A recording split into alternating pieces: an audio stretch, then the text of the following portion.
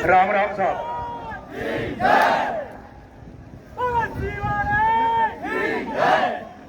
राम राम साहब। पर्वत सी हो गई पीर, पर्वत सी हो गई पीर पिघलनी चाहिए, हिमालय से गंगा और निकलनी चाहिए। हंगामा करना हमारा मकसद नहीं, पर इस क्षेत्र में भी पानी की समस्या खत्म होनी चाहिए, पानी की समस्या खत्म होनी चाहिए।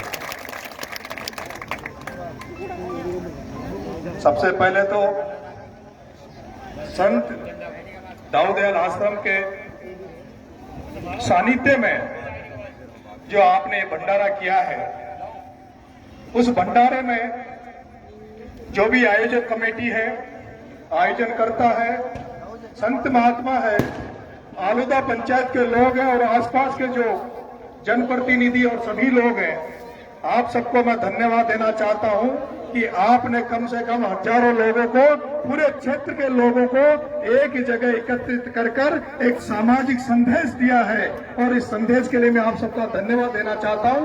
उसके साथ साथ मैं आपका ये भी आभारी हूं कि आपने मेरे जैसे छोटे से बिना पद बिना ओहदे के व्यक्ति को भी आपके बीच में बुलाकर मंच पर जगह दी, उसके लिए भी मैं आपका धन्यवाद देना चाहता हूं। आभारी। पंच और जो 5 लोगों की कमेटी बनाई थी वो जाएं और लाड़ी के पास का दौज और लाड़ी के पास के भक्त आरण का जाएं, स्वागत करें, अभिनंदन करें। मंच पर विराजमान प्रधान साहब,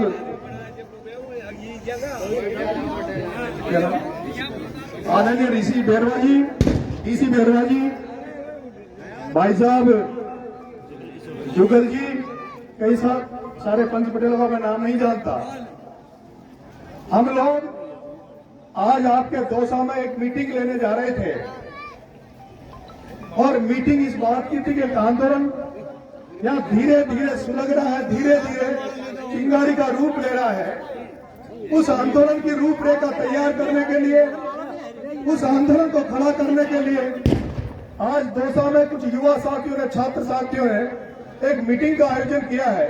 उस मीटिंग में मेरे को भी उन्होंने आमंत्रित किया, मैं उसमें जा रहा था। मुझे इस कार्यक्रम की कोई सूचना नहीं थी, लेकिन कुछ युवा साथियों को जब पता लगा कि हमारा भाई दौसा में आ रहा, तो उन्होंने मुझे कहा कि भाई साहब आप 5 मिनट के लिए हमारे संत महात्मा का कार्यक्रम है, हमारे पंच पटेल और पूरे समाज और पूरे आसपास के लोगों का कार्यक्रम है, इसमें भी आप पधारे हैं। मैंने समय निकाल के मैं आपके बीच में आया हूं और मैं अपने आप को धन्य समझता हूं, अपने आप को धन्य मानता हूं कि आप इस पवित्र धरती पर, इस पवित्र कार्यक्रम में मैं भी शामिल हुआ और आपके दर्शन करने का मुझे मौका मिला। जिस मीटिंग में मैं जा रहा हूं वो दौसा के बीच में दौसा में हो रही है और उसमें हमारे कुछ छात्र और युवा साथी उस मीटिंग को कर रहे हैं। मीटिंग किस लिए की जा रही है, वो छात्र किस लिए इकट्ठे हो रहे हैं, युवा किस लिए इकट्ठे हो रहे हैं? वो किसी पार्टी का झंडा उठाने के लिए इकट्ठे नहीं हो रहे, वो किसी धर्म की लड़ाई लड़ने के लिए इकट्ठा नहीं हो रहे, वो किसी राजनीतिक मुद्दे के लिए इकट्ठा नहीं हो रहा। अगर जो युवा साथी, छात्र साथी जो आज रूपरेखा बना रहे, आंदोलन को खड़ा करने की कोशिश कर रहे हैं, वो आप सबके लिए, पूरे पूर्वी राजस्थान के लिए, पूरे पूर्वी राजस्थान के 13 जिलों में जो ये सूखा पड़ा हुआ है, जो ये जब जमीनें बंजर पड़ी हुई है, इसको आप इशारा भरा करने के लिए हम एक आंदोलन करने की कोशिश कर रहे हैं। उसी के लिए मैं आपके बीच में आ रहा हूँ। मैं आपसे निवेदन करना चाहता हूँ, वैसे तो मैं कांग्रेस पार्टी का कार्यकर्ता हूं, सचिन पायलट के नेतृत्व में काम करता हूं, लेकिन मेरे भाइयों, मेरे पंच पटेलों, किसान भाइयों, आप सबको पता है जब डॉक्टर किरोड़ी लाल जी मीणा लोकसभा का चुनाव लड़े थे तो सवाई माधोपुर से बात है 88 की। आज से 35 साल की बात है, जब हमारे कई युवा साथी, हमारा जन्म भी नहीं हुआ था, तब जब किरोड़ी लाल जी मीणा जब सांसद का चुनाव लड़े, तब उन्होंने कहा था कि मैं इस पूर्वी राजस्थान को, सवाई माधोपुर दौसा को हरियाणा बनाना चाहता हूँ, इस एरिया में चंबल का पानी लाना चाहता हूँ। तब उन्होंने नारा दिया था। आज उस बात को 35 साल हो गए, वो भी कोशिश कर रहे हैं, बहुत सारे किसान संगठन भी इस एरिया में कोशिश कर रहे हैं कि जिस तरह से जब गंगा जी का पानी गंगानगर में आया और वो रेगिस्तान हरा भरा हो गया, जिस तरह से आज गंगानगर में 3 फसल किसान पैदा करते हैं, बरसात में भी पैदा करते हैं, सर्दियों में भी पैदा करते हैं, और आज गर्मी के दिनों में भी वहाँ मूंग और उड़द की खेती हो रही है, क्योंकि वहाँ इंदिरा गांधी नहर बह रही है, वहाँ गंगा जी का पानी उनके बीच में आ चुका है। हम चाहते हैं दोस्तों, जो ये मांग बहुत और वर्षों से चल रही थी, ये मांग जो बहुत सालों से उठ रही थी, उस चंबल का पानी भी आपके क्षेत्र में आए और हमारे खेत भी हरे भरे हो, हमें भी शुद्ध पेयजल का पानी मिले। इसलिए हम घर घर घूम रहे हैं, गांव गांव हम जा रहे हैं, ढारी ढारी हम जा रहे हैं, और मेरे जैसे हजारों युवा साथी, जो छात्र साथी है, वो गांव गांव जाकर लोगों को जगा रहे हैं। लेकिन आज ऐसा सौभाग्य मिला कि आज हजारों लोगों के बीच में हमें आपके बीच में बात पहुंचाने का मौका मिला है। और जब जब दोस्तों कोई राष्ट्रीय मुद्दा आया है, चाहे वो किसान आंदोलन हुआ हो, चाहे वो मीणा का मामला हो, चाहे राजस्थान विश्वविद्यालय में छात्रों का मामला हो, जब कभी भी कोई राजस्थान लेवल का कोई मुद्दा आया है तो आपके बेटे ने बढ़ चढ़कर भाग लिया, बेटे ने बढ़ चढ़कर भाग लिया है। अभी हम सुन रहे थे, आदरणीय डॉक्टर साहब ने कहा, किरोड़ीलाल जी कह रहे थे कि अगर राजस्थान सरकार कुछ कमियों को पूर्ति कर दे, कुछ असोगलत, कुछ कागजी कमियों को पूर्ति कर दे, तो मैं नरेंद्र मोदी जी और भारत सरकार से जो ये ईस्टर्न कैनाल योजना है, पूरी राजस्थान नहर परियोजना है, इसको घोषित कराने की गारंटी मेरी है, मोदी से घोषित कराने की गारंटी मेरी है। मित्रों, ये योजना 7,000 करोड़ की है। 1 इंच जमीन आपकी नहीं बचेगी जो सिंचित नहीं होगी। डॉक्टर साहब ने कहा, सो गलत, अपने कंप्लीट कागजों को कंप्लीट करो और दिल्ली भेजो, दिल्ली से मैं आपकी मांग पूरी करा दूंगा। ये बात सही है। डॉक्टर साहब ने जिस चीज पे कदम रखा वो सफल हुआ है, क्योंकि उस सफलता के पीछे आप जैसे लोगों का हाथ था, आप जैसे लोगों का आशीर्वाद था। और मैंने भी जब जब काम किया है, जिस आंदोलन में कूदा हूँ, वो आंदोलन भी सफल हुआ, क्योंकि उसमें जनता जनार्दन का आशीर्वाद था, जनता जनार्दन हमारे साथ लगी थी। मैं डॉक्टर साहब के चेला रहा हूं पुराना, अभी उनकी पार्टी अलग है, मेरी पार्टी अलग है, लेकिन मित्रों ये बात सही है कि इस मुहिम में जो कि गंगा जी को हमारे बीच में लाएगा, और गंगा जी आपके बीच में आने के लिए तैयार है, गंगा जी आपके बीच में आने के लिए तैयार है, गंगा चंबल के रूप में आपके क्षेत्र में आने के लिए तैयार है। लेकिन आप सबको भागीरथ बनना पड़ेगा। अकेले नरेश मीणा के भागीरथ बनने से काम नहीं चलेगा, अकेले किरोड़ीलाल के बनने से भागीरथ काम नहीं चलेगा।